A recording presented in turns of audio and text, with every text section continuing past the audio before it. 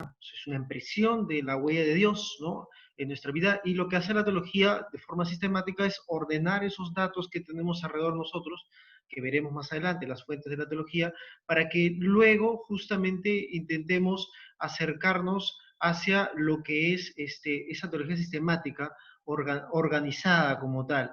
Y bueno, y siempre acercándonos a la teología con una actitud reverenciada, una actitud de respeto. No es una ciencia simplemente sin más, sino que es una actitud que nos lleva justamente a acercarnos y amar más a Dios, decíamos ayer, ¿no?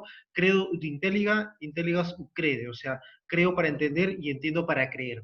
Bien, vamos entonces ahora a compartir el PPT con ustedes en esta noche. Hemos quedado por aquí, ¿ok? Vamos a poner ahora acá.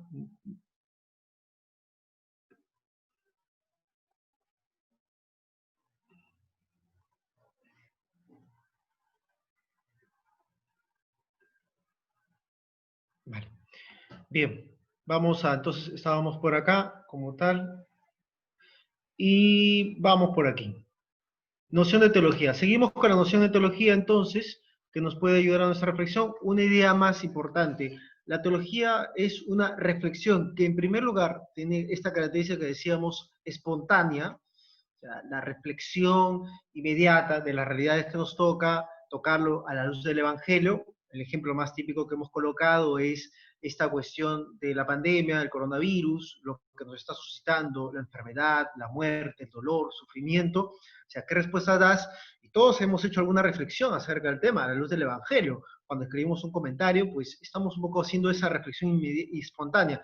Pero luego esa reflexión se vuelve metódica, y eso ya no es justamente solamente se queda en el ámbito del escribir, sino que ya requiere otros elementos más desarrollados, ya un escudriñamiento, un leer con mayor constancia, un estar al ton y al son de lo que dice el magisterio de la iglesia, etc. Entonces, esta primera reflexión primero es espontánea y luego metódica, realizado por la mente cristiana, y es muy importante este punto, en el ámbito de la iglesia.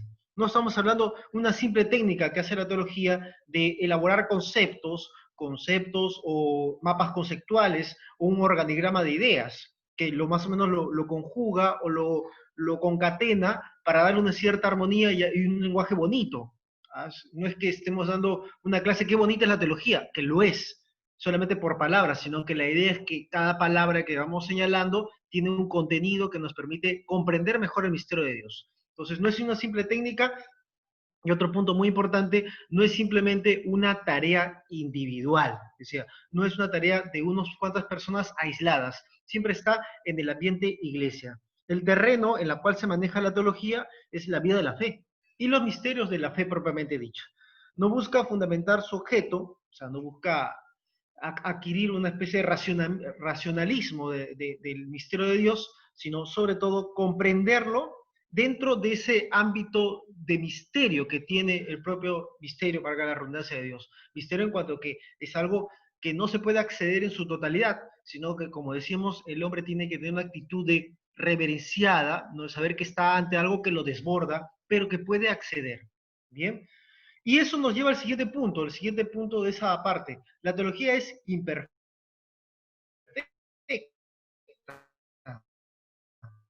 Lo hacen por objeto de la teología sea Dios, sino lo hacen los propios hombres, la teología. Entonces, al ser imperfecta, por tanto, es susceptible de progreso. ¿A qué se refiere progreso? O sea, que poco a poco el hombre, el teólogo o la teología va comprendiendo mejor el misterio de Dios y todo lo que se desarrolla desde ahí. El misterio de Cristo, el misterio de la iglesia, la liturgia, los sacramentos, la antropología cristiana, la moral del cristiano, el también comprender mejor la escritura. Lo que se aprendió en el siglo I, lo tenemos aprendido en el siglo XXI, pero tenemos mucho más elementos de desarrollo teológico que lo que tenían los primeros siglos de la iglesia. Lo que, pongamos un ejemplo, lo que se tenía conocimiento del misterio de Dios en el siglo III, que es hablar de Dios que se revela en Cristo Jesús, hoy, en el siglo XIII, fue mucho mayor, en el siglo XXI mucho más. Podemos estar susceptibles de decir que hay una especie de cambio del dogma, sino que implica sobre todo un profundizar más lo que ha sido revelado ya por Cristo Jesús. La teología no hace en ningún momento una especie de actitud de cambiar o tergiversar lo que ha sido revelado, sino al contrario, de tener una actitud de comprender mejor para el cristiano, para la iglesia y para la enseñanza de la iglesia lo que ha sido revelado por Cristo Jesús. Por eso decimos es susceptible de progreso. El ejemplo más típico que hace un padre de iglesia, que es San Vicente de Lering, es el siguiente. Dice, el progreso de los dogmas es como el cuerpo humano. El cuerpo humano crece, ¿no? Crecen los brazos, crecen las piernas, se hace más robusto el niño que pasa a ser adolescente y pasa a ser adulto. Pero la persona es la misma, no cambia la persona, no le crece 3 brazos, no le crece 4 piernas, no le crece otra cabeza, no hay una transformación que sea tan distinta del ser de la persona. No pierde el ser de la persona. De la misma manera, estamos hablando de... Martín, cierra tu... Sí. No estamos hablando de lo que sería, en este caso, el dogma es así, ¿no? El dogma es el mismo que ha revelado Jesucristo, lo que va adquiriendo mayor performance justamente es esa comprensión. Entonces la teología tiene esta comprensión, este mayor susceptible de avance. Tiene aspectos de la ciencia humana, es decir, tiene aspectos como los conocimientos de la filosofía, los conocimientos sociales, los conocimientos de la ciencia actual, pues así lo tiene también un poco la teología. Bien, la teología, por tanto, va en el mismo espacio de la filosofía, ¿no? Y tiene unas conclusiones con un rigor distinto a que esta, pero tiene una rigurosidad científica. Por eso decíamos al inicio del curso, o sea, no estamos llevando una clase de catequesis. La idea es que nos exijamos en la mente, en el pensamiento, para que luego, pues a partir de ahí también tengamos mejor actitud. Y estoy seguro que dentro de todo el curso, con los elementos que tenemos, nos puede ayudar bastante, ¿no? Bien, una idea más, creo que no se encuentra en el siguiente, lo voy a colocar acá abajo, ¿no? Para que lo complementemos, ¿no? Los que pueden seguir un poco el PPT aquí, ¿no? Aparece acá. Una idea, la teología, pongamos acá, es una actividad de carácter intelectual. Hasta ahí vamos bien. Se implica el desarrollo de la mente humana, ¿no? De hecho, un teólogo pues tiene que hacer un trabajo de abstracción, un trabajo de comprensión, ¿no? Hacer un poco suya la lectura y los textos que van a confrontando con otras teorías, etc. Y cuando digo esto es lo siguiente, es una teoría, es una actividad de carácter intelectual, perdón, me corrijo acá, y no afectiva. ¿Qué quiere decir esto? ¿Qué quiere decir? ¿Que no juega el sentimiento? No, sí juega el sentimiento, solo que no es su primer paso el generar un afecto, sino que es primero un trabajo de elucubración, de discernimiento, de reflexión, y que luego, por supuesto que sí, la persona que pasa por la teología tiene una especie de afecto, o sea, de un corazón, un amor más a los misterios. Cuando digo no afecto, quiere decir que sea una persona aséptica de los sentimientos. No. Cualquier persona, hombre o mujer que hace teología, sabe que se involucra en el misterio de Dios a quien ama, a quien es el objeto de su deseo de llegar al cielo. Pero eso no le lleva a estar ciego de las cosas que tiene que ir investigando con el paso de su investigación o su trabajo teológico. La teología, por eso digo, es un trabajo de carácter primordialmente intelectual y no de carácter afectivo. Cuando digo afectivo no quiere decir que sea menos, sino que simplemente tiene esta característica en parte a la razón. Bien, no racionalista, volvemos a reiterar. La teología quiere llegar a obtener un conocimiento desarrollado de la fe que no produce ni implica por sí mismo la contemplación. O sea, la persona no necesariamente estamos hablando que va a contemplar o va a llevar a la oración. No es de forma inmediata, sin embargo, sí que le puede preparar para ese camino, ¿no? Bien.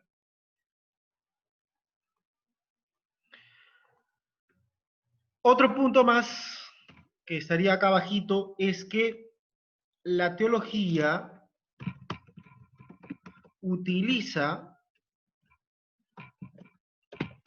todos los métodos propios de la razón.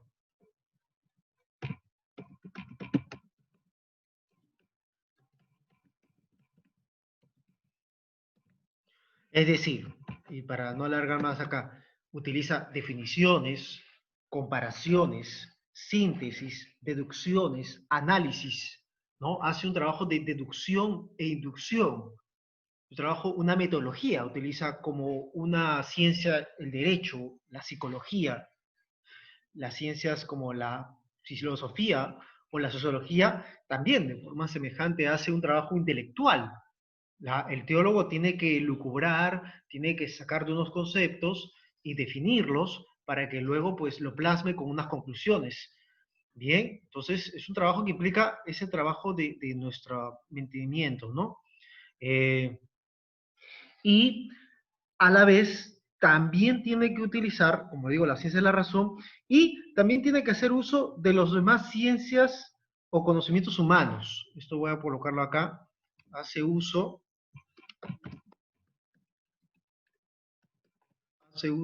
de las demás ciencias humanas. Es decir, voy a poner acá, tiene que haber un trabajo de interdisciplinariedad. De hecho, es una cosa que ha pedido el Papa Francisco mucho para la Facultad de Teología, ¿no?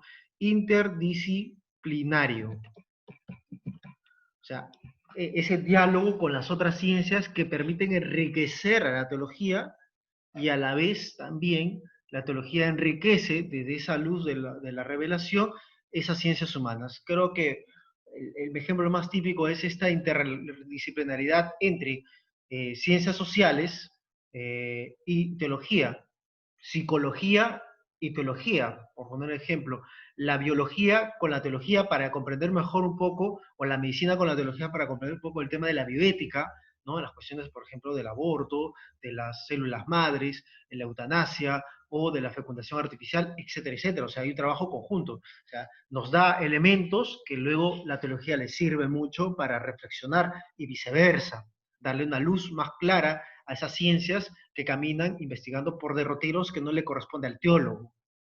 O también esa interdisciplinaridad entre la economía y la teología, ¿no? La teología ilumina lo que es la economía, no para iluminarle cuál es la mejor inversión para realizar algo, no, sino cuáles son los parámetros para realizar una economía que está pensada no para el mercado, sino para la persona. A la luz del Evangelio, el interés primordial es la persona como tal, y a partir de ahí se hace todo. Como dice los textos de hoy día, de esas semanas, buscaban todas las cosas en común y se querían como un solo amor, un solo corazón, una sola alma. Entonces, la economía debería inspirarse en esa realidad del Evangelio o de la Escritura y a partir de ahí ya desarrollar. Entonces, hay una conjugación interesante, como también lo que es la realidad del propio hombre, la antropología en general, ¿no? Filosófica, antropología como tal, que puede ayudar a la teología. O también el mundo de la cultura, cómo el mundo de la cultura puede ayudar a que la teología pues sea más concreta y dé mayores conclusiones a ese mundo cultural y viceversa, cómo la teología puede ayudar a que la cultura humana, ¿no? Lo que llamaríamos nosotros la cultura del pueblo, la historia, la raíz, tenga mayor claridad. Lo que decíamos al inicio del curso, ¿no? El teólogo ante todo es un profeta, es un hijo de su pueblo, tiene que detectar esas realidades que le toca en su tiempo, ¿no? Bien,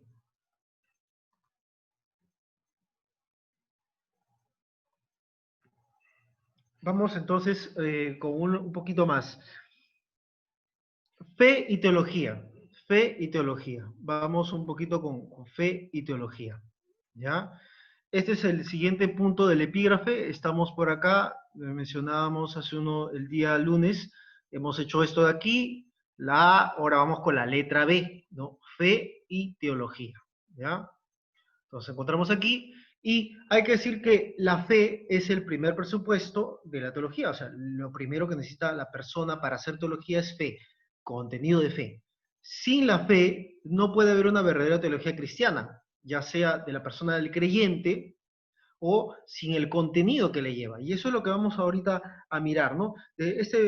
Hablar de la fe en relación con la teología, se habla de dos puntos, lo que se llama en latín la fides que y la fides qua, ¿no? La fides que y la fides qua. La fe en sentido objetivo, como mencionamos acá en el PPT, y la fides qua, que es la fe en sentido subjetivo. Vamos un poco a desarrollar esos dos puntitos porque son muy interesantes. Sin ellos no estaríamos hablando de un desarrollo de la teología como tal. Vamos con la fides que, o quae, ¿no? Un poquito, abro paréntesis, fides, ¿no? En latín, la fe del que, o la fe de la cual, ¿no? Que, digo, alguno dirá, padre, dice quae, no, el A y el E en latín siempre se reduce a la palabra E, ¿ok? Por eso digo fides que y fides qua, ¿no? Acá sí no hay ningún problema. En este dictongo, este dictongo AE en latín se pronuncia como una E, ¿bien? Para que lo tengamos en cuenta cuando leamos estos textos. Fides que. El dato revelado, ¿cuál es el dato revelado? El artículo de fe, lo que se encuentra en el credo. ¿Qué creo? Que Dios es Padre, que Dios es Hijo, que Dios es Espíritu Santo, que el Hijo se encarnó, que el Hijo murió en la cruz, resucitó. ¿Qué creo el Espíritu Santo? Que la Iglesia es católica, una santa católica, que hay 7 sacramentos, que va a venir Jesús, digo, el Rey, Cristo, a resucitar vivos de los muertos, va a venir a juzgar, y creemos en la vida en el futuro. En general, ese es el dato revelado, lo que Dios nos ha revelado, como en plenitud de los tiempos, ¿no? Y preparando el Antiguo Testamento, ese es el dato revelado, son los artículos de fe. Entonces, eso constituye la materia prima de la teología. Entonces, el teólogo lo primero que tiene que hacer es, para hacer teología, es cuál es mi contenido, y a partir de dónde yo reflexiono. ¿Dónde reflexiono? Pues tengo el dato revelado. ¿Y dónde se encuentra el dato revelado? Hay unas fuentes, escritura y tradición. Eso lo veremos más adelante, cuando hablemos de la fuente de la teología. Pero nos damos cuenta que eso se llama la fe objetiva. Yo quiero ser teólogo. Ok, para ser teólogo no puedo ir yo al Corán. No puedo yo ir a la Torá, en sentido hablando judío. No puedo ir a la Misná. No puedo ir a leer Condorito. No puedo leer la trilogía de Lewis, no, de Lewis me corrijo, de Tolkien, del Señor de los Anillos. No, eso no es la fuente para mí de la teología. La fuente de la teología es el dato revelado, ¿ok? Eso es muy importante remarcarlo. La fe objetiva. Objetivamente, de que tú no estés en este mundo o estés, hay un dato que se te ha sido entregado. Revelación entregada al hombre para a partir de ahí estudiar. El punto de partida y la base imprescindible de todo aquel que tiene que hacer teología. Volvemos a reiterar, entonces yo quiero ser teólogo, estoy estudiando teología, primer dato que tengo o primer elemento de trabajo es, material de trabajo si queremos decir así, ¿cuál es? Pues simplemente las fuentes de la teología, que es los artículos de fe, es decir, la Sagrada Escritura sobre todo y la tradición. Y vamos a decir bien, tradición y escritura, pero dejamos ahí porque ese es el punto del siguiente capítulo, ¿ok? Pero ya nos tenemos un poco la idea del tema. A ver, vamos a abrir un espacio de preguntas porque veo que hay unas preguntas por aquí. Dice, ¿cuántos tipos de teología existen actualmente? Escuché teología dogmática y teología de liberación. Es un tema muy amplio. Nosotros estamos hablando de teología como marco teórico. Hay una teología dogmática que se habla de la teología que ve el dogma es decir, las verdades de fe. Y la teología de liberación es un tipo de teología que surgió a mitad del siglo pasado, perdón, a los años 70, para remarcar un aspecto concreto, que Cristo libera al pueblo de Dios del pecado, ¿no? Es un enfoque concreto para dar luz a un momento concreto de la historia, ¿no? Eso es poco, pero sí hay varios tipos de teología. Hablamos de teología dogmática, moral, espiritual, histórica, teología patrística, pero hace referencia justamente a ese tema. Sí, es teología de Gustavo Gutiérrez, pero eso lo dejamos ahí. Simplemente lo apunto nada más, porque no queremos entrar en una especie de confusión de temas. Simplemente hablo que efectivamente hay tipos de teología en cuanto que remarcan un objeto concreto, ¿no? Un objeto donde quieren analizar el dogma, la moral, ¿no? Lo espiritual, la vida espiritual, una teología de la vida religiosa, o sea, una reflexión que tiene como objeto un aspecto concreto. Bien, en este caso la teología de la liberación tiene un aspecto concreto, hablar de la liberación del hombre respecto al pecado. Bien, por ahí me preguntaba otra cosa más. Ok, bien, vamos a seguir entonces en nuestro tema. Entonces, no es herejía, Pedro, no es herejía, ¿ok? Vamos a cuidarnos también la frase, no es herejía ese tema. Vamos entonces con el fidesque, hemos dicho. Entonces, el teólogo no inventa, no tiene derecho y si lo hiciera, estaría cometiendo un error, no inventa los datos de la fe. O sea, no se inventa el dogma, no se inventa lo que se encuentra en la escritura, ya le ha sido dado. Tiene una especie ya de trabajo prehecho. Yo me siento y ¿qué tengo? La escritura, la tradición, los padres, la espiritualidad de la iglesia, ¿no? Como tal, una serie de fuentes que me permiten justamente analizar. Entonces yo no me invento los datos de la fe, sino que lo recibe de la comunidad eclesial, o sea, de la iglesia a la que pertenece en cuanto que es bautizado. Tampoco le corresponde al teólogo en su primer momento cuestionar o ignorar los datos revelados. Sobre todo, no le corresponde ignorar, ¿no?, el dato revelado. Es lo que Dios ha revelado al hombre. Si en algún momento el teólogo busca alterar, por un afán de decir que está avanzando en la teología, o por una excusa a lo mejor de querer decir que él está en la vanguardia, y presentándose inclusive con una especie de afán individualista, o casi afán soberbio, es decir, los demás no saben, yo sí sé, corre el peligro de que no está haciendo teología, sino, como decíamos ayer, a lo mejor está haciendo una historia de las religiones, o un estudio sociopolítico o socio religioso, ¿no?, de lo que es la religión católica. Pero teología no, lo decíamos ayer que para el tema de la teología es importante la fe como elemento imprescindible. Volvemos a reiterar, estamos hablando ciertamente de una actividad intelectual, pero que no tiene que llevar a ir de espaldas al dato revelado.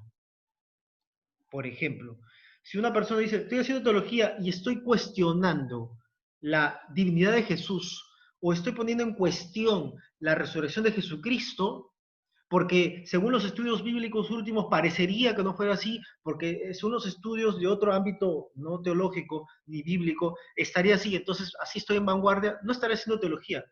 Es legítima su investigación en cuanto intelectual, pero en cuanto que es teología cristiana vinculada a lo que estamos mencionando, no estaría haciendo.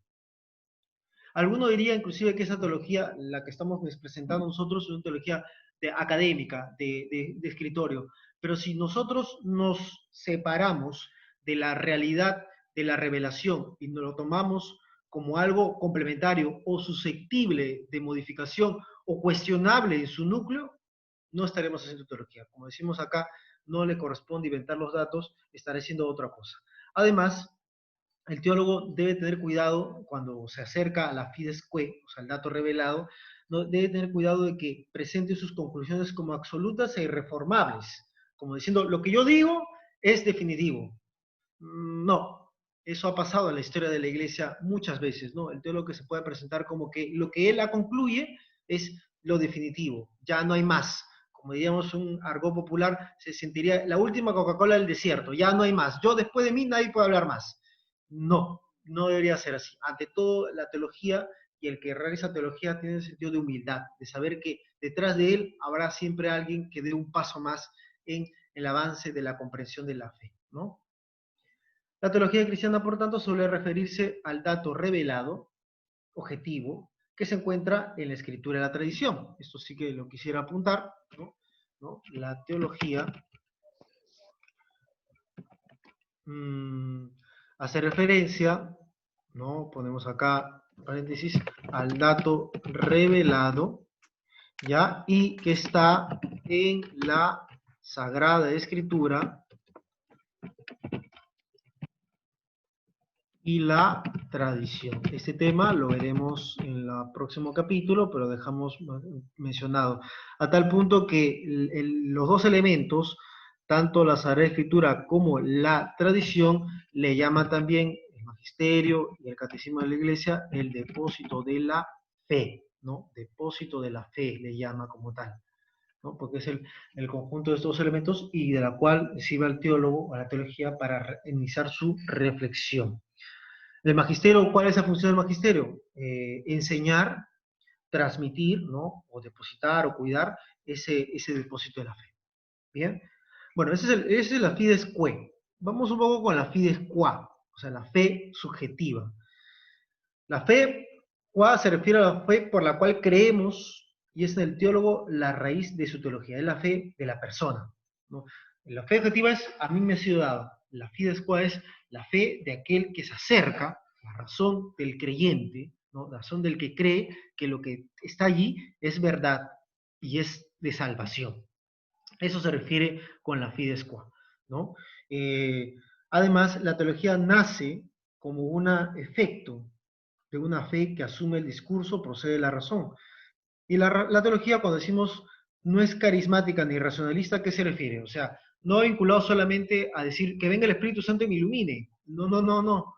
Ni tampoco caer en un racionalismo. Mi mente lo hace todo. Mi mente o mi cabeza, mi intelectualidad, lo brilla todo. No. Ante todo, debe tener en cuenta, como dice Tomás de Aquino, es una razón guiada por la fe o una razón iluminada por la fe. En el momento que hacemos esa separación, ese divorcio, corremos el peligro de que no se hace teología. De hecho, cuando hablamos de carismática, puede ser, se entiende, solamente la fe basta, y racionalista, no me basta la fe, lo tengo como un elemento complementario. Ojo, no me refiero a carismática en el sentido de los padres, hermanos carismáticos, ni mucho menos, carismática en el sentido de carisma, es decir, que solamente me basta la acción del Espíritu Santo. No va por ahí el tema, ¿bien?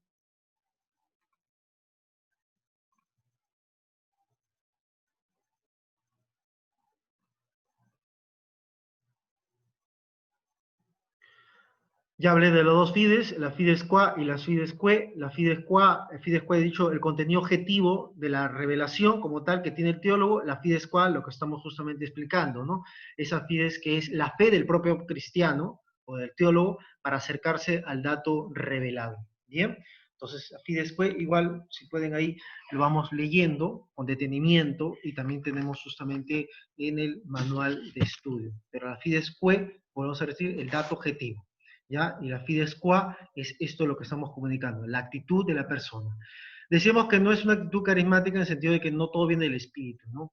Es importante remarcar, porque a veces decimos, no, que el Espíritu Santo me diga todo.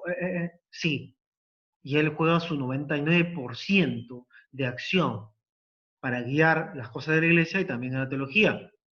Pero ese 1% tiene el elemento humano, que somos nosotros, o aquel que se dedica a hacer la teología. Bien, y hay que evitar caer en esos extremos, ¿no? Los extremos de solo acción del espíritu o, en este caso, solo acción de la razón.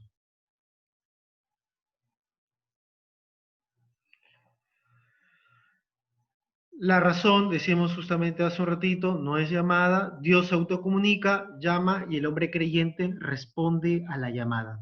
Volvemos a la idea, la fe con la que responde el teólogo, que es una respuesta de la revelación. Todo cristiano, cuando Dios se revela a la persona, responde con la fe. Es un poco lo que también plantea el catecismo, ¿no? Dios se revela, manifiesta su conocimiento, su camino de salvación, el hombre responde con la fe. El teólogo en esa dinámica también entra. Se revela, tiene un dato revelado, en la fe objetiva, y él responde con su fe. Por eso decimos que responde a una llamada. Por la fe, entonces entendemos que es la respuesta libre del hombre a Dios, ¿no? La respuesta libre del hombre a Dios como tal, ¿ok?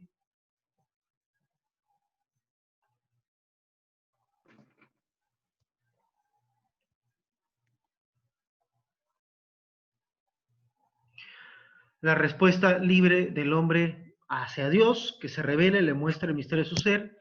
Y en esta cuestión debemos destacar que creer es un acontecimiento personal que ocurre en la realidad del cristiano, ¿no?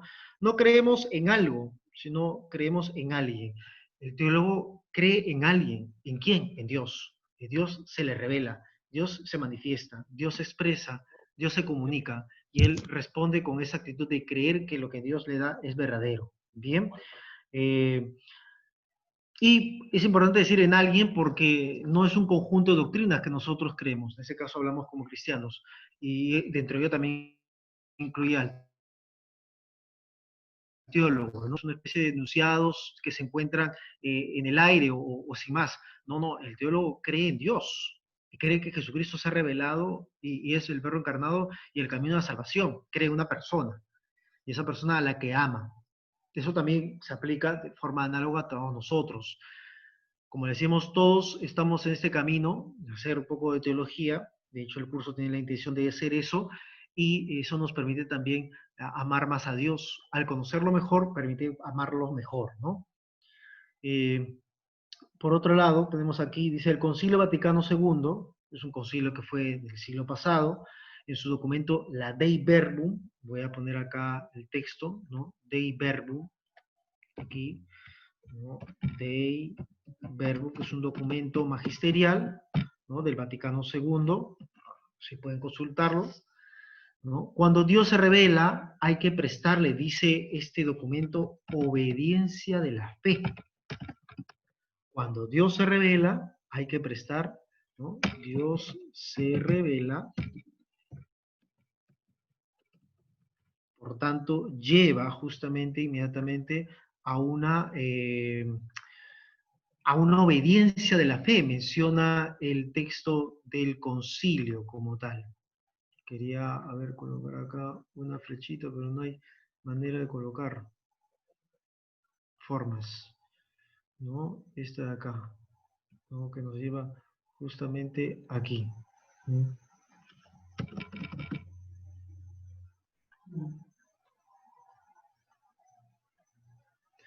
Bien, entonces nos lleva a la obediencia de la fe como tal.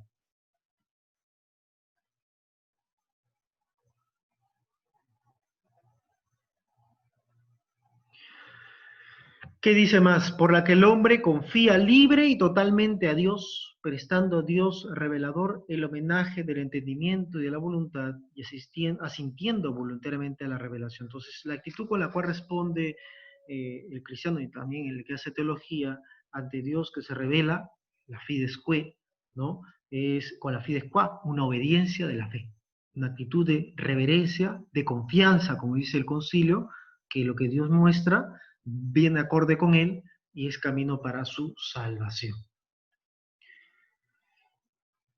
La fe además incluye la actitud radical de apertura, o sea, el hombre se abre a lo que Dios le manda o le invita, un camino de salvación, le exige, que llama al hombre a una misión que en su último término obtener la santidad y la vida eterna. ¿Cuál es la intención de tener la fe? La salvación y la vida eterna. Todos estos elementos que digo tienen también relación con cualquier persona que estamos en el camino de la fe. Ojo, ¿ah? No solamente es para el teólogo. El teólogo, con mayor razón aún, debe tener esta actitud porque es aquel que va a tocar, entre comillas, ¿no? Los misterios de Dios, va a meterse, va a imbuirse, entonces no puede estar como que aséptico al tema, ¿no? Volvemos a la idea, si está aséptico, como que desconectado, simplemente haría una historia de las religiones, nada más, ¿no? O una especie de adoctrinamiento, no, ni adoctrinamiento, un análisis comparativo de la religión católica, ¿no? En esta actitud lo comprobaban muchos personajes de la escritura, ¿no? Muchos personajes tienen actitud de, ante Dios que se revela, ellos puestan una actitud de obediencia. El ejemplo es de Abraham, el ejemplo del propio Moisés, de los propios profetas, ¿no? Y de la propia María Santísima, ¿no? Son actitudes de confianza ante Dios. Para cerrar esta parte de la fe, ¿no? Y vamos a presentar cuáles son las características de esa fe subjetiva, de la fides qua, ¿no? Vamos a presentar acá un epígrafe, ¿no? Vamos a poner características de la fe subjetiva, o también llamada, en latín, la fides qua, ¿no? Que es la fe con la cual debe tener el teólogo para acercarse al misterio de Dios, ¿ya? Vamos a ver un poquito aquí, ¿no? Bueno, no son muy complicadas, voy a enumerarlos mejor para que se puedan ver, ampliar un poquito aquí el, el- el texto. Es decir, primero, la fe implica un acto de conocimiento, de asentimiento, perdón, de asentimiento. Asentimiento es decir, yo quiero, yo creo, ¿no? Ese que nosotros decimos, yo creo, ¿no? Cuando ustedes se le pregunta, ¿creen en Dios Padre Todopoderoso que va a ser la tierra? Sí creo, ese es un asentimiento, sí creo, yo quiero creer. Ese es el primero que implica la fides, ¿no? Yo creo. Y lo hacen todos ustedes cuando nosotros estamos en la misa y decimos, creo en Dios Padre Todopoderoso, es un acto de asentimiento. No hemos visto que Dios se ha revelado, o no hemos visto a Jesucristo, pero creemos. Eso es un acto de asentimiento como tal, ¿no?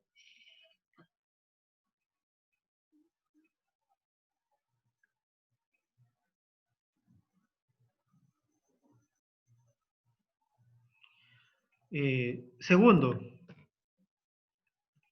Segundo, es libre, la fe es libre. No puede haber fe obligada. Eso es un punto bonito para hablar en otro rato acerca de la característica de la fe. Simplemente lo apunto, la fe es libre, requiere la actitud personal y la decisión personal de quien va a creer libre. Bien, lo dejamos ahí porque eso da muchos elementos interesantes en el caso de la fe y sería otro tema propio de la teología fundamental, ¿no? La fe como tal, ¿cuáles son las características de la fe? ¿No? Pero estamos dándolo desde el punto de vista del marco de la teología. La fe también, y esto es otro punto importante, es razonable, o sea, no es la fe de alguien que cree por superstición. Hace un rato, yo creo que todos somos un poco subjetivos, voy a abrir un poco la pantalla, ¿no? Creo que todos nosotros, en algún momento determinado, estos días, hemos escuchado la profecía de una niña, ¿no? Yo digo, ¿dónde está la fe ahí? Porque se vuelve un poco irracional, ¿no? O sea, que creamos que una niña predica cosas, que viene un polvo y no sé qué cosa, eh, nos hace ver que parece que la fe fuera superstición y nos deja muy mal parados. La fe no puede pasar justamente por una actitud de superstición. Por eso decimos una fe razonable. Cuando digo fe razonable, me refiero a que haces uso de la inteligencia, pero no se vuelve racionalista. Bien. Por otro lado, no es la fe de aquel que cree por creer. En España se habla de la fe del carbonero como tal, ¿no? Que consiste ¿qué consiste la fe del carbonero? La fe del carbonero, decían en España, ¿no? Es el señor que está dedicándose a una labor intensa de trabajo, ¿no? A lo mejor un trabajo físico o labor rural, y viene el sacerdote, el cura, como le llaman allá de forma coloquial o a veces de forma despectiva en España, y dice, oye, ¿sabes qué? Que Dios es unitrino. Bueno, el poblador dice, bien, es un unitrino. Y después viene al día siguiente y dice, ¿sabes qué? Ya no es trino, ya, es dos nomás. Pues dice el hombre, si es de dos, si Dios es dos personas, pues como lo dice el cura, yo lo creo, ya está. Y no se cuestiona, ni se pregunta, ni mira la escritura, ni nada. Simplemente, si lo dice el cura o la monjita, pues yo creo que es así. No, no debe ser así la teología. O no puede ser la fe nuestra así. No puede ser simplemente porque lo dice el padrecito. A eso es lo que apunto. No puede ser porque lo dice el padrecito. ¿Mm? Y ese es el peligro que tenemos. Detrás de esa fe que no se vuelve razonable, que no busca comprender la verdad, hay un clericalismo. Porque el padre lo dice y ya está. Pero lo dejamos ahí porque eso es otro harina de otro costal, que tiene otros temas para hablar. ¿Bien?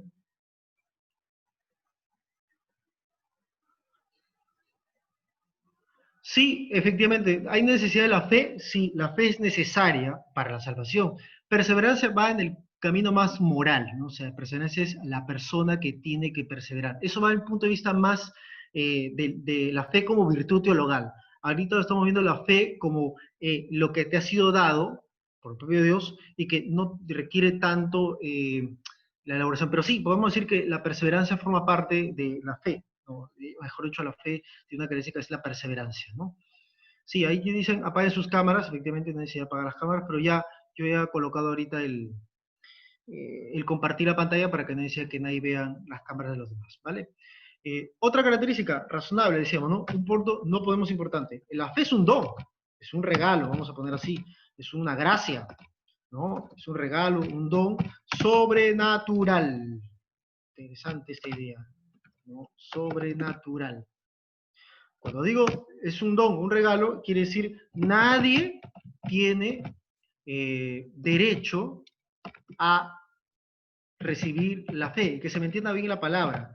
Es decir, que nadie decir, yo por derecho, porque he comprado, tengo que recibir la fe. No, no, todo ha sido dado por Dios. Regalo, pura iniciativa divina. ¿Ok? Es importante destacarlo.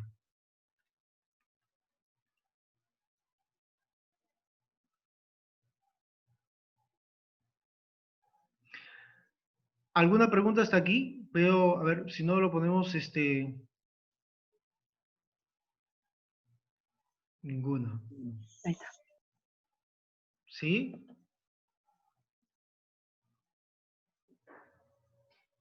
Bien, vamos a seguir. Me falta una característica Y con eso vamos al descanso, ¿les parece? Por otro lado, lleva consigo, la fe lleva consigo un modo de vivir. O sea, no es simplemente una fe de eruditos, no es la fe de eruditos, no es la fe exclusiva de un grupo que se junta para dar un culto a alguien, al Señor o devoción a la Virgen. No, no. Requiere un modo de vida que tiene que dar ejemplo, vamos a decir acá, ejemplaridad.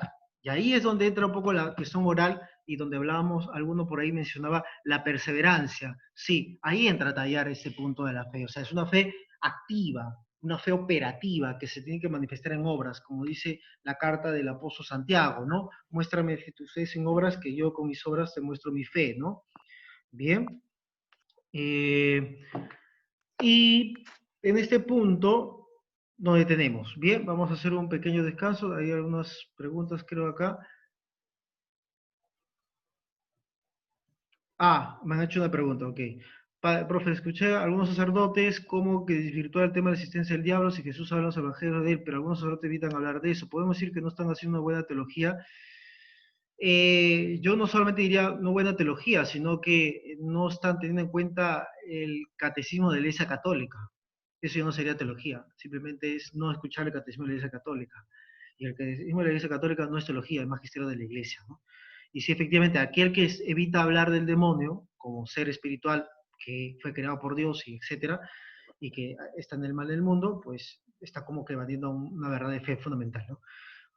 Una consulta, cuando señala una característica razonable, no se pierde una esencia espiritual de la esencia.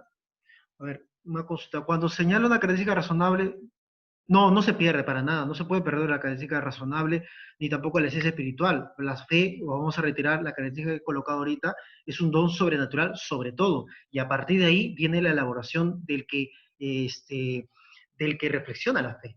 Bien, o sea, lo espiritual no se puede perder. Es más, lo decíamos al inicio de clase, no sé si usted estaba, que al principio del curso decíamos, la fe va acompañada de la oración y de la caridad. Y ahí es donde entra también la espiritualidad. Bien. Otra pregunta que menciona acá. Entonces, si alguien me enseña teología, ¿me puede transmitir su subjetividad? Sí. Sí puede transmitir algo de su apreciación, de su formulación. Date cuenta que teología no es magisterio. Bien, puede tener elementos de magisterio, sí, pero no es magisterio. Por ejemplo, si yo te hablo de cómo fue el proceso de la redacción del libro del Génesis, pon un ejemplo, y te digo, estas son las tesis tal, eso lo has aprendido en teología, pero eso no puedo llevarlo yo al púlpito, o tampoco decir que eso se encuentra en el magisterio. ¿Ok? Es una no, no es una percepción, es una investigación que tiene fundamento y que es loable explicarlo. Y entonces hay una cierta subjetividad, pero no de la fe, ojo, sino de la enseñanza del tema. Al fin y al cabo, lo que tiene que tener como base es en base a la escritura y la tradición. La fe es un sentimiento, también es un sentimiento, pero no es solo sentimiento. Si fuera solo sentimiento, ni usted ni yo estaríamos aquí en la parroquia. Nos daría la gana de irnos a una playa en Filipinas. ¿Bien? Padre, ¿puede repetir por favor lo que dijo respecto a que si alguien evita hablar de demonio, está evitando qué? No, simplemente si no se habla del demonio, y no es que sea el protagonista principal de la fe cristiana, pero si se evita, quizás no se está teniendo en cuenta el catecismo, eso simplemente. Y por ahí preguntaban el tema de acerca de si es buena teología. Pues en el fondo no solamente no estaría haciendo buena teología, sino que no estaría teniendo en cuenta lo que dice el magisterio sobre la persona del demonio. ¿Bien? ¿Y cómo saber cuál sería la parte subjetiva? Muy simple, todo lo que se encuentra en la revelación, escritura y tradición, eso es la doctrina cristiana. Y a partir de ahí desarrolla lo que es su investigación. ¿Bien? ¿Se le puede considerar la teología como una ciencia activa? Sí, sí. ¿Entendida como válida solo si se busca difundir lo entendido? Sí, tiene que ser activa, tiene que transmitir, tiene que ayudar a comprender mejor la fe, es activa. Me preguntan, buenas noches, padre.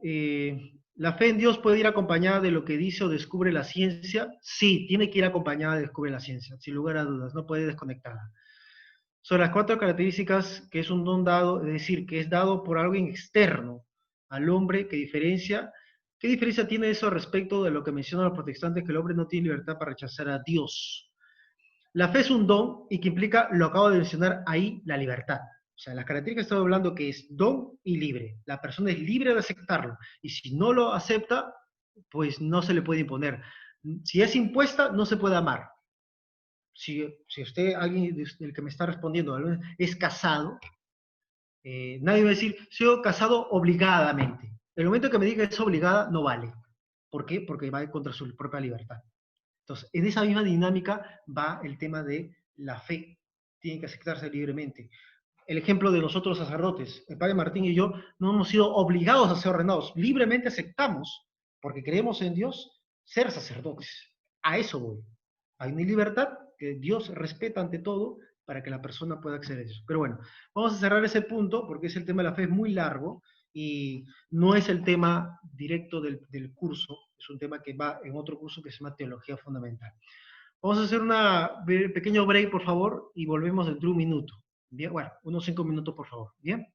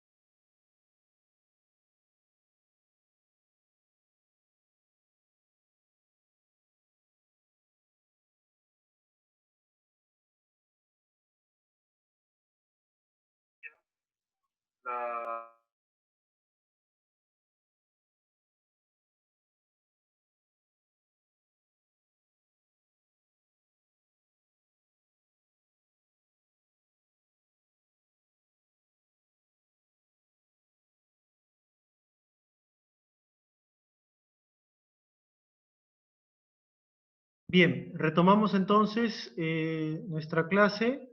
Vamos a ver, contestar algunas preguntitas que están saliendo por aquí. A ver. Sí, me piden por favor que puedan poner sus nombres, por favor, en sus formatos, por favor, para que sepan la asistencia, ¿ok? Ahí en el chat que tienen van poniendo sus nombres y de esa manera, pero no se aceleren, ¿ya?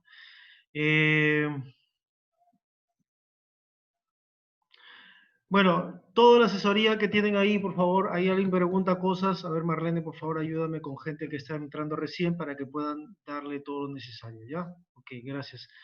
La primera pregunta es, al ver la imagen del Señor de los Milagros, ¿se puede hacer teología? En parte sí, sí, porque te permite ver una teología de la cruz, del crucificado, del Cristo, de la obra de la salvación. Sí, sí, hay una cristología de fondo, claro que sí, y muy bonito, por cierto.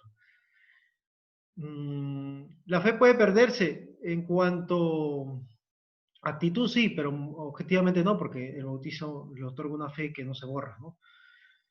Explico un poco más que la fe va acompañada con la ciencia. Bueno, la fe es no solamente, digamos, una actitud, sino que es el contenido de la fe, y ese contenido, tradición y escritura, va acompañado con esa ciencia que me permite enriquecer ese conocimiento que tengo de Dios. Lo decíamos justamente, el ejemplo más claro es la ciencia, la teología con la medicina. En un caso concreto que es el aborto. Entonces me permite también tener estas realidades que tienen mayor claridad, ¿no? Va enriqueciéndose. Ya. Bien, sí, esa es un poco la ciencia también, ¿no? Y bueno, ahí están los más nombres, etcétera. Bueno, vamos a pasar entonces a otro punto, que es la relación teología-iglesia, ¿no? Tenemos acá, colocamos aquí la relación teología-iglesia, la teología como una labor de la iglesia. La teología es una actividad corporativa de la iglesia, o sea, forma parte de la vida de la iglesia la reflexión, ¿no? Nunca debe considerarse como algo privado, simplemente de un grupo o de una persona. Si bien es cierto, hay personas que se dedican a la teología, hombres y mujeres, eso no quita que estén trabajando en un ambiente eclesial. Aunque sí es válido que se muestre la personalidad o el estilo de un teólogo, es verdad, ¿no? Hay teólogos con un estilo más marcado, a partir de su experiencia personal, espiritual, o de una corriente teológica, ¿no? Es legítimo, ¿no? Y lo plasma, y se nota, y es legítimo porque no hay, forma parte de la riqueza de la propia iglesia como tal, ¿no? Bien. El trabajo del teólogo está fuertemente vinculado, ¿no? Por otro lado, fuertemente vinculado a la vida de la iglesia, de modo que puede ser considerado como parte de la iglesia, o sea, parte de un órgano de la iglesia. No es un oficio eclesiástico, o sea, no es un oficio como la de ser párroco, la de vicario parroquial, la de capellán en un hospital, no es un oficio eclesiástico, pero en un sentido amplio es un ministerio. Y esto sí que lo quiero colocar, ¿ya? Aquí abajo, en un costadito, decir que sí es un ministerio, una responsabilidad, una función, vamos a poner, es una función, ministerio, por tanto, servicio que ayuda a la iglesia.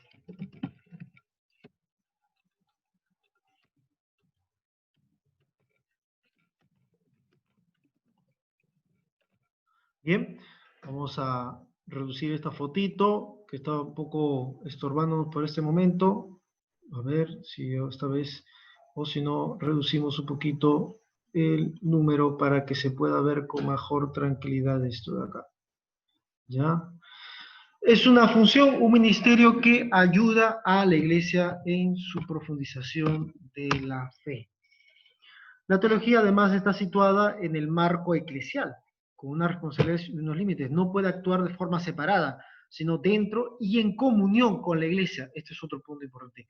Comunión con la iglesia. De hecho, el texto que les he mandado a leer, La vocación del teólogo por parte de la Comisión de la Doctrina de la Fe, habla sobre este punto. Entonces, simplemente lo dejamos apuntado porque lo van a leer ahí y allí será muy interesante que se puedan enriquecer acerca de ese tema. Bien, habla de justamente ese tema de la teología no puede ir en un camino distinto de lo que está la comunión de la iglesia. Al contrario, tiene que ayudarle, ¿no? Fomentar el espíritu de comunión.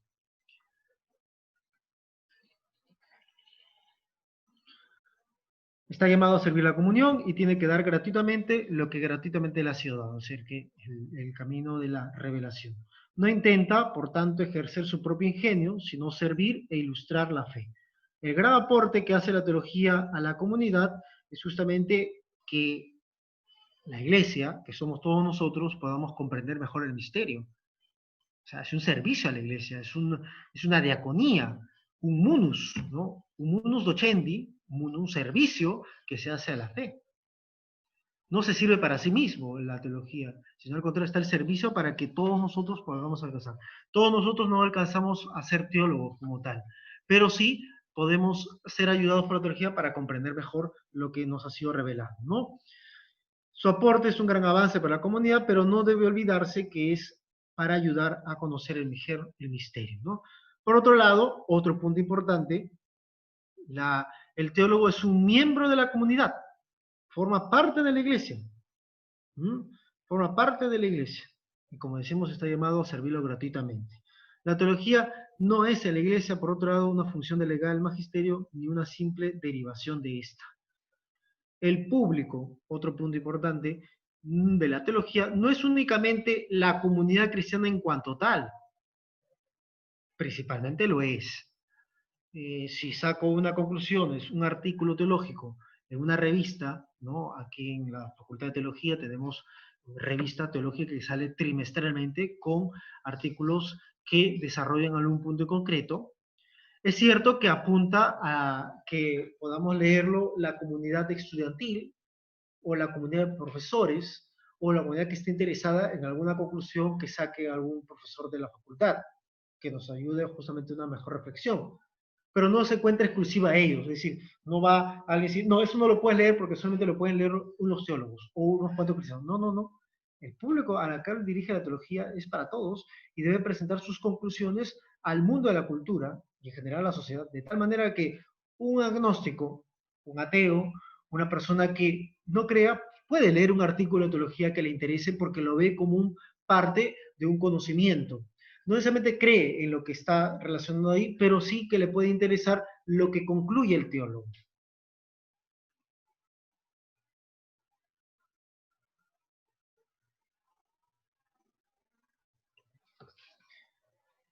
El teólogo debe presentar, como digo, las conclusiones, debe pronunciarse sobre aquellos temas que piden mayor argumentación y a su vez ilumina a quienes tienen inquietud por hallar la verdad.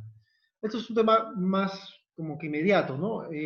La teología tendría en todo caso, como decimos al inicio de estas clases, una función muy importante para ayudar a reflexionarnos sobre esta situación actual. Ayer decía una pregunta, ¿la teología puede responder algo en relación con la pandemia? Sí, debe. Quizás en el momento no saque conclusiones acabadísimas, porque toma tiempo estudiar la palabra de Dios, hacer oración, ¿no? Hacer círculos de conversaciones sobre el tema, ¿no? Etcétera. Pero luego, del paso del tiempo, sí nos tiene que dar alguna cosa. Y lo decíamos también con el tema más acuñado, un poquito grave, que es el tema de los abusos sexuales en diversos puntos del mundo, ¿no? Y decía uno de los principales estudiosos de este tema en Roma, Hans Soller, decía, tiene que haber una teología de este tema, de los abusos sexuales, del clericalismo, que ilumine mejor lo que ha pasado, los factores, las causas que han llevado, y por supuesto que nos ilumine a sacar unas conclusiones y cómo mejorar como iglesia. Tiene que haber. O sea, a partir de la escritura, la tradición, ¿qué nos puede dar y qué puede respondernos? No solamente una sociología, no solamente una psicología del tema, no solamente una situación civil, canónica, que lo hay ya ciertamente, canónicamente hablando, de cosas que se han reflexionado, pero eso es para la praxis, ¿no? Esto, conjuntando todo, ¿qué me elabora? Y propiamente no lo hay, decía este personaje, no hay de ese tema que he mencionado. Y por supuesto, de lo que hay ahorita, no hay un libro, por supuesto, porque todo está inmediato, así que no podemos pedir más que atisbar a dar algunas pequeñas cosas. ¿Alguna pregunta tiene por aquí? Entonces, padre, ¿se podría decir que el teólogo en relación con un ateo podría invitarlo a un diálogo? No siempre con la finalidad de convencerlo, sino de instruirlo, informarlo, sin que sea el principal objetivo convertirlo. Sí, sí puede hacerlo. Sí, de hecho hay mucho diálogo a un nivel más alto, no entre nosotros, por supuesto, de gente en conferencias que establecen diálogos para hablar de lo que presenta el teólogo su trabajo y lo que presenta un ateo. Pongo un caso muy concreto, hay un libro del Papa, en ese tiempo de Karl Ratzinger, como teólogo, con un ateo italiano, no recuerdo ahorita el nombre, y que establecen cada uno sus conclusiones del tema. Y hay puntos que conectan o hay otros puntos que divergen, es obvio. Y la intención no es convertirlo, efectivamente. Luego sería ideal convertirlo, pero no vas a convertirlo porque le digas Dios te ama, sino que tiene otros modos para esa persona, otros modos en la que Dios se presenta. Bien. Sí, eso sí, no es un, y tal, pero el diálogo permite enriquecerlo porque también te permite conocer ese ateo, ¿por qué es ateo? ¿Qué lo ha llevado a eso? ¿Cuáles son sus posturas? Tampoco no es como para dilapidarlo, ¿no? No, tú eres ateo, tachado. Eso no. El Papa Francisco en estos tiempos nos ha hablado, no hay que levantar muros, hay que levantar puentes. Ese señor, esa señora que está siendo ateo, ¿cómo responde iglesia o teología para ese tema? Interesante la pregunta, gracias por hacer este énfasis. Bien, ese es un poco el trabajo de iglesia. Bien, la iglesia, la teología no puede estar conectado con la iglesia. Sí, bueno, primero para estudiar hacer teología tienes que estudiar un poquito más, ¿no? Obviamente que no basta solamente 4 clases, ¿no? Tenemos que tener un poquito más, ¿no? Principalmente la escritura, ¿no? Si la fe es fundamental para un teólogo, ¿importa de qué religión sea? No capto la pregunta. A ver, si la fe es fundamental para un teólogo, ¿importa de qué religión sea? Estamos hablando de que un teólogo tiene que tener la fe cristiana, católica. No estamos hablando de que hay un teólogo de otro. ¿Mm? Ok, entiendo que te refieres a una religión, no, o sea, ¿tiene un teólogo otra religión? No, no, estamos hablando de que lo primordial es que confiese la fe cristiana, o sea, diga yo creo y tenga los elementos, por supuesto, para creer, que es la escritura y la tradición. Bien, vamos con el otro punto, y con esto sería un poquito yendo al final también de esta noche, es la relación fe y razón. Hace el día lunes hablaron, padre, la razón fue razón, ese es el tema, ¿no? No había que adelantarnos, ¿no? Cuando uno desarrolla un curso, no puede simplemente desarrollar porque lo pregunten, sino que también tenemos que esperar hasta que el mismo curso, el lineamiento del curso nos lleve a este punto. Entonces, ahora vamos a hablar de esta relación que existe entre la fe y la razón, que aparentemente uno podría decir que es contradictoria o opuesta, pero no es así. De hecho, nos lo venden así.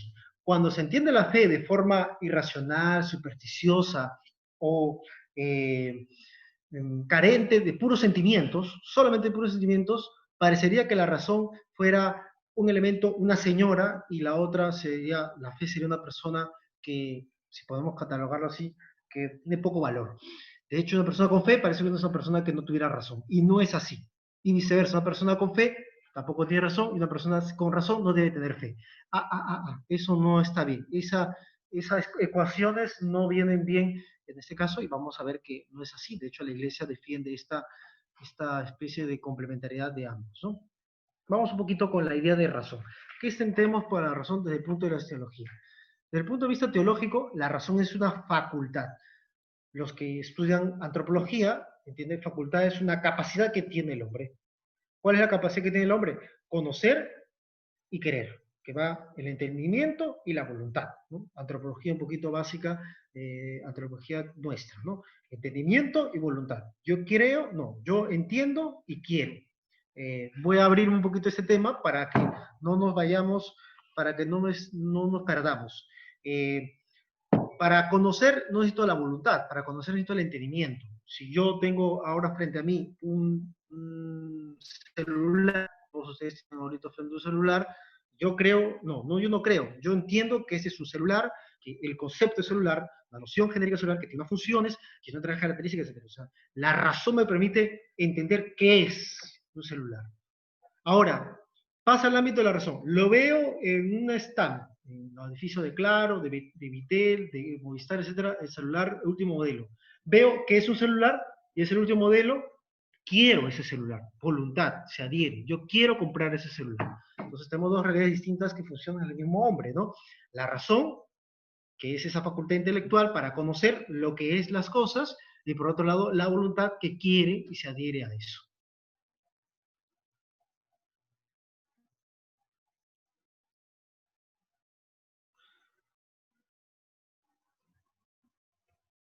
Entonces, facultad intelectual de conocer que poseen las criaturas como participación de la correspondiente perfección creada. O sea, participa la razón de Dios, por supuesto que sí. Esta facultad que tenemos no lo tenemos porque nos ha dado Dios para poder comprender las cosas. ¿Entiende? O más o menos así, ¿no? Que entender que es una mesa, que es una puerta, celular, y a partir de eso quiero a esto. Y lo mismo podemos hablar de realidades sublimes, ¿no? El propio Dios, ¿no? Además, es una facultad creada, ¿no? Facultad creada para conocer la relación que existe entre las cosas, ¿no? Partiendo de las cosas sensibles a las inteligibles con la ayuda de la fuerza natural, la ayuda de la razón. Todos ejercitamos el uso de la razón, todos nosotros. Esto es algo humano, todos. Solo que no hacemos una abstracción de nuestra realidad, no hacemos que diríamos, un análisis del conocimiento, ¿no? Lo que se llama una filosofía del conocimiento, no hacemos una nociología de este tema, sino simplemente lo hacemos. Luego le toca a veces al filósofo, al que él cubra toda la idea de decir, ¿cómo es este desarrollo de mi propio entendimiento? O sea, mirar cómo es el proceso de mi propia mente. Y no lo veo desde el punto de vista solo médico, ¿ah? Ni solamente el punto de vista neurológico, sino desde el punto de vista más filosófico, ¿no? Hay un proceso que hace el propio hombre y que lo hace todo de forma universal. Y ese es un punto importante porque es el punto de conexión de todos nosotros. A la pregunta de por ahí decía, ¿un ateo y un teólogo puede haber diálogo? Sí, porque los dos tienen entendimiento, los dos razonan, los dos elucubran, los dos sacan conclusiones. Y a partir de ahí viene una base antropológica que puede ser muy interesante para dialogar. Ahora, si la otra persona es un beligerante, si empieza a insultarte, entonces ya no sirve de mucho, porque simplemente no podrías hacer más, dado que no hace uso bien de la razón. Es un poco como que más parecido al simio que a un hombre, ¿no? Necesitamos saber de la filosofía para hacer teología. Te explico de manera muy concreta. Para estudiar 3 años de teología en el seminario se estudian 3 años de filosofía, para que te des cuenta que sí se necesita un poco de filosofía. ¿Bien? La pandemia del racionalismo, no sé a qué te refieres, Pedro, con eso, explícate bien en otro rato, ¿ya? Eh, la razón junto con la fe. En la definición que hemos presentado de teología, se presenta como elementos constitutivos la razón junto con la fe. Son necesarias para una correcta actividad teológica y debemos decir que no se confunden ni se mezclan.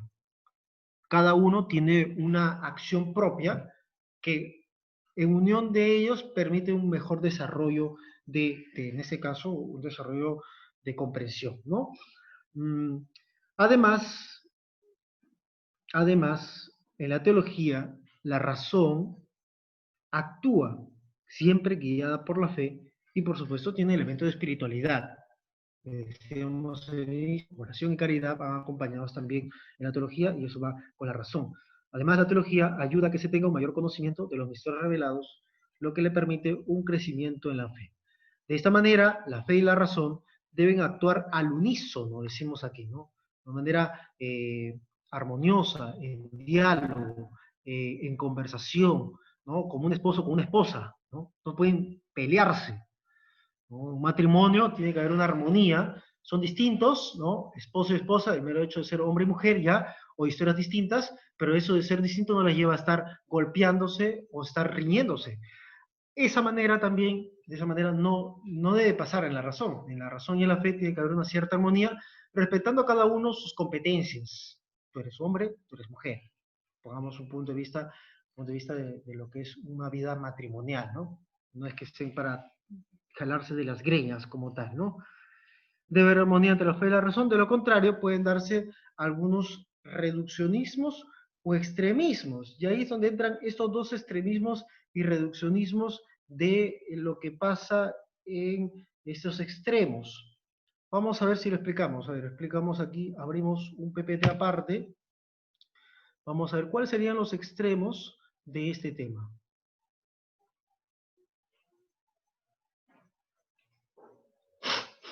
Vamos a ver cuáles son los extremos. El primero extremo que hemos mencionado es el fideísmo, ¿no? Vamos a poner fideísmo. ¿Qué pasaría?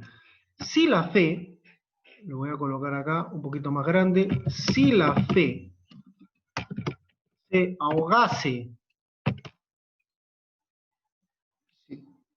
me corrijo, si la fe ahogase la razón, el ejercicio de la razón, ya, que solamente se ve la fe y no se ve el acompañamiento o la reflexión desde la razón de la propia fe, se puede derivar en un fideísmo.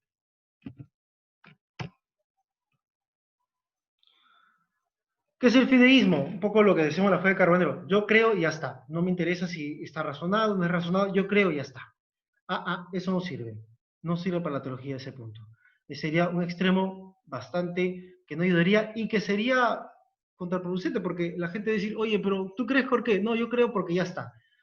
No, eso no viene bien. No es bueno. Que esos extremos no vienen bien. A la fe desnuda no necesita ni quiere ningún tipo de apoyo racional histórico, y entonces es un poco la fe protestante, ¿no? La fe de los hermanos separados. Yo creo, ya está, lo dice la Biblia, ya está. Pero dale vueltas. Oye, busca indagar, investiga. No, simplemente ya está. No, eso no viene bien. Fideísmo, ¿no? Decíamos justamente que supone este fideísmo, que supone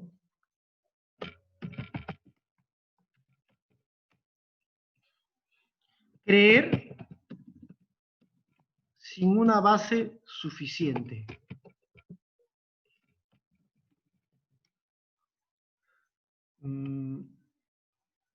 Una base racional suficiente.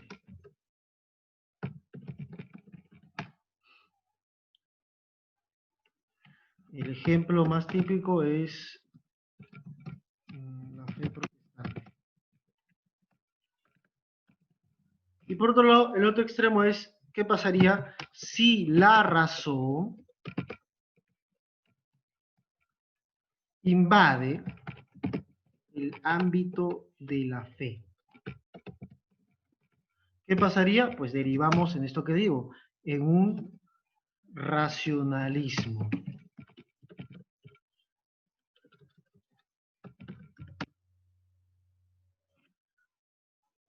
¿En qué consiste ese racionalismo? Consiste en intentar explicar solo en base a la razón los misterios revelados. Es la pretensión de explicar la totalidad de la revelación solo con la razón, racionalizar todo y dejar poco espacio al misterio, ¿no? Es una pretensión muy alta y es un gran peligro, un gran peligro para la teología cristiana, ¿no? Racionalizar la fe a tal punto que no dé espacio a la fe. Me refiero no a la fe como sentimiento, sino a la fe como que actitud creyente, que todo no lo puedo explicar con mis propias palabras, ¿no? Bien, lo dejamos allí. ¿Alguna pregunta hasta aquí, por favor? Vamos a dejarlo aquí, por favor, hasta hoy día, ¿no? Ya lo pasaremos esto la próxima semana. No todo lo revelado se basa en la razón. No todo lo revelado se basa en la razón, pero necesitamos de la razón para comprender mejor, por supuesto. ¿Qué sucede cuando ocurren los milagros que se fundamentan con la razón? Los milagros son acciones de Dios que dentro de todo tienen cierta inteligibilidad, o sea, se pueden comprender, Aunque no se pueden explicar en su totalidad, no quiere decir que sean irracionales. ¿Ok? Bien, ¿alguna pregunta hasta aquí?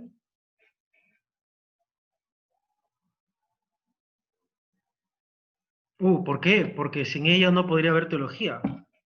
La teología, ¿por quién está hecha? Por nosotros. Y nosotros, la facultad que tenemos es el conocimiento. ¿Mm? Tú mismo experimenta tu propia realidad. Tú para acceder a los misterios de Dios necesitas leer, por lo menos, ¿no? Saber, o por lo menos que alguien te lo diga y comprender, haces un trabajo de entendimiento.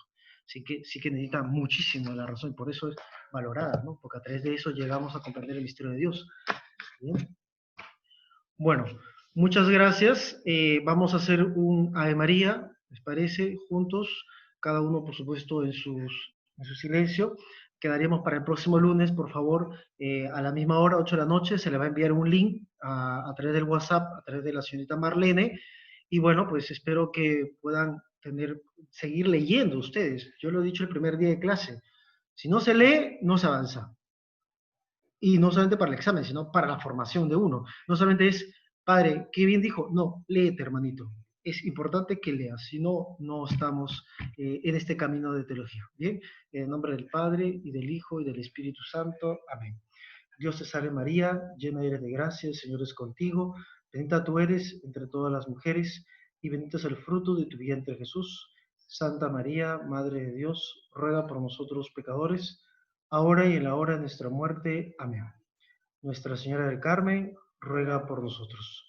Muchas gracias a ustedes, que tengan todos una buena noche y un buen fin de semana.